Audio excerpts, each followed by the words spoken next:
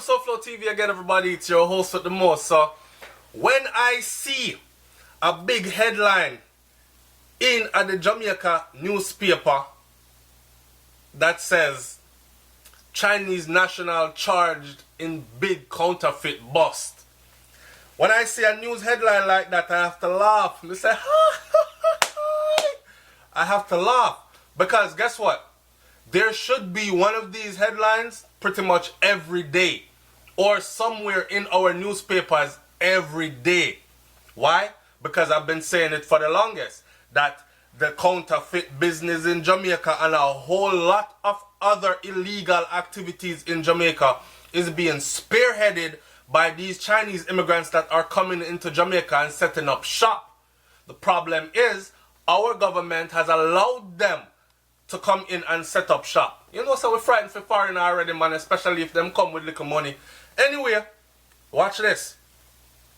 A Chinese national has been taken into police custody following a major operation that resulted in the seizure of a large quantity of counterfeit goods in St. James on Wednesday. So, you know, sir, Mr. Chin, they have the Gucci them and the Fendi and the Prada and you know, me I say this, Miyagi and every friggin' name wanna have on the rundown and you know and the Malaysian Yaki and the Ye Ray he have it all, right? But it's a knockoff. But his knockoff is so close too. Because let me tell you, you know, not for the people them are foreign, you know, a knockoff, them are weird too, you know. But we have some place up here, you see, where the people them actually make the knockoff them, replicate them so good that they even had a documentary on this. They replicated the knockoffs so good, replicating the original, that they brought a batch of the knockoffs to the factory and to a store, a retail store of the original. I believe it was a Gucci store in New York, and mix them in with a secret mark on the ones that are not real. And the people them that work there and the brand leaders could not tell the difference. So how the hell Jamaicans figure tell the difference? Alright. Detectives from the counter-terrorism and organized crime let me stop again. No one can afford no Gucci and Fendi and Prada and all that. Go in a Gucci store the other day and want scarf. A scarf. A silky scarf. $400. One handkerchief. $400. So you can imagine what the rest of things them cost, right? Y'all look so silly sometimes with all that stuff on you, and we know so you not live that type of life. But I guess, man, anyways, to each his own. Here's my thing.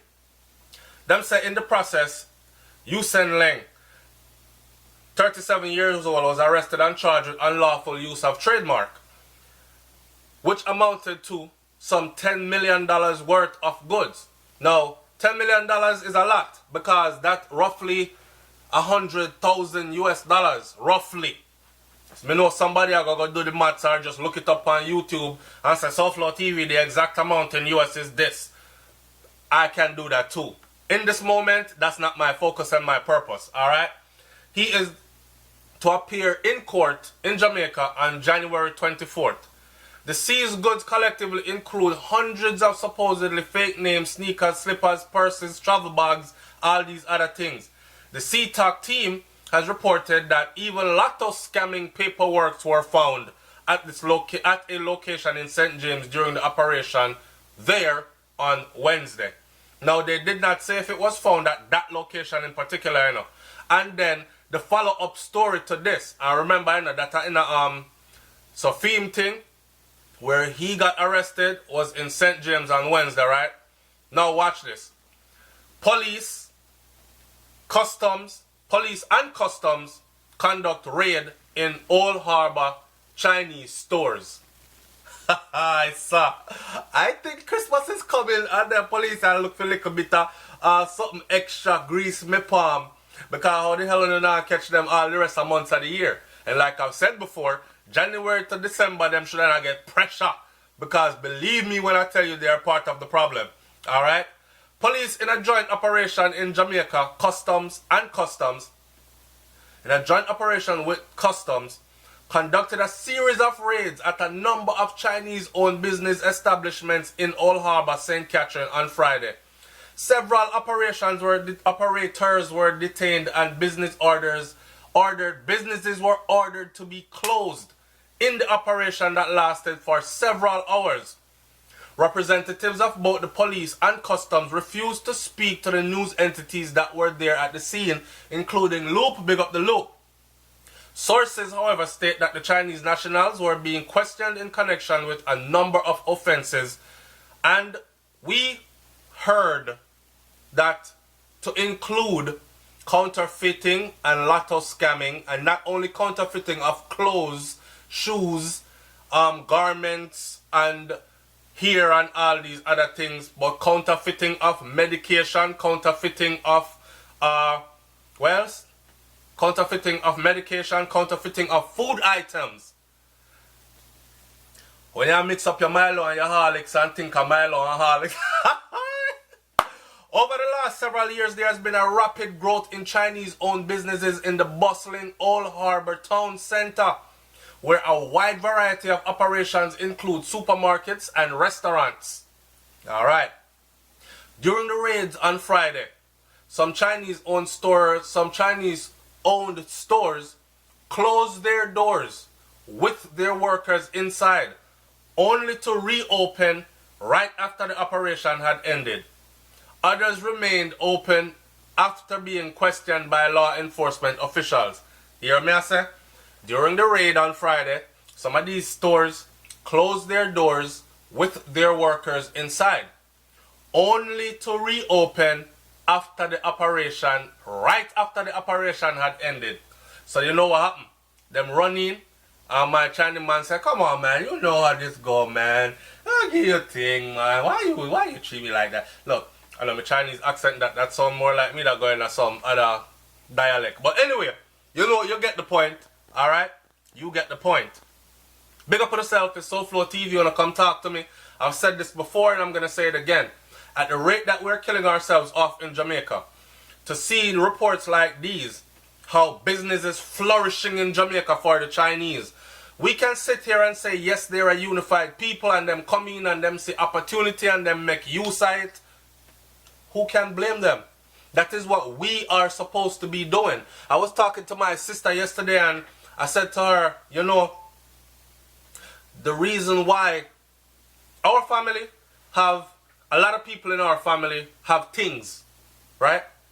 But everybody will have them things, hold them things to themselves.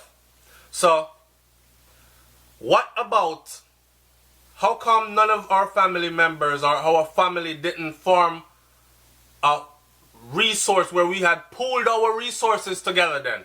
Words I'm looking for. How come we did not pool our resources together? Start up a restaurant, start up a wholesale business, start up a grocery store and call that the Smith's grocery store or the Smith's restaurant and lounge. Something which would allow us more freedom to do other things. Like be there for the elderly in our family and the sick in our family, instead of everybody have to say, yo, Uncle Jay dead, you know.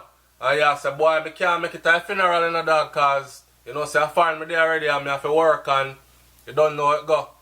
Me just come off a vacation, them now give me a next vacation right now, so I have to go miss the funeral there. How tragic is that? You can't even be there, your grandmother is about to pass, but Lord, me just start a work here, you know. Me can't go, you can't make it to grandma's funeral.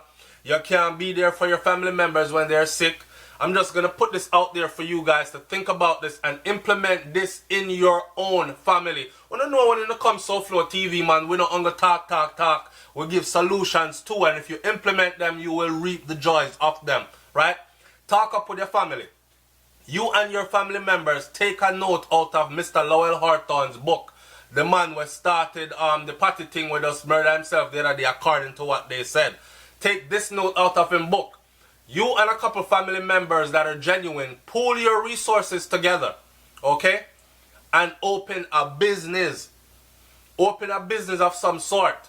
Put on your elbows to the wheel and build on a business. And employ family members. What will happen in the end is, yo, grandma and grandpa sick, you know. Nobody know that if you take care of him. alright Simone, you take a month off and go Jamaica, go chill with the elders them and make sure them alright.